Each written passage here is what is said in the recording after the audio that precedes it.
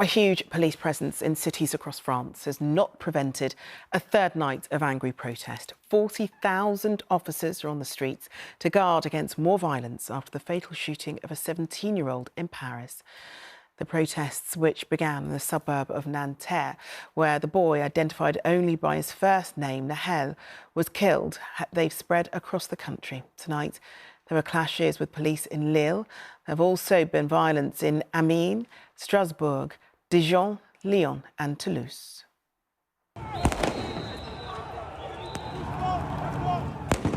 There's an awful predictability to the way demonstrations end in Paris. The police, at the slightest provocation, resort to baton charges and tear gas. Protesters, even when asked to be peaceful, come ready for the fight.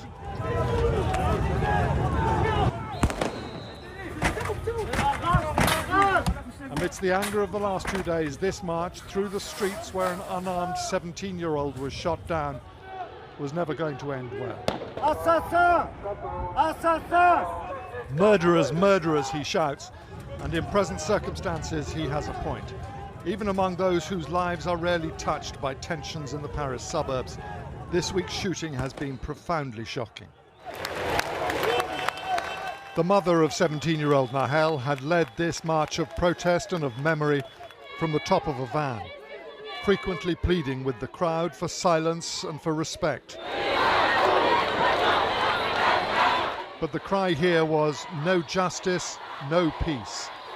The anger goes much deeper than the death of one teenager.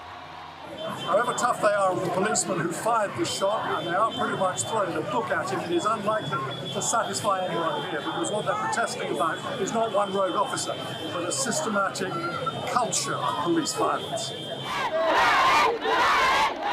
They will charge the policeman who killed Nahel with murder. The government, from the president downwards, has been explicit in its condemnation. The anger here, though, is going to require much more. For the past few years, there have been so many young people dead for nothing, either dead or injured, super injured, and it's become very dangerous because we don't want France to become like the US, you know. There are not just one bad policeman in, from 100 police officers. There are, I think, the half or more than the half police officers are bad officers. We are enough. After George Floyd, after everyone, we are enough.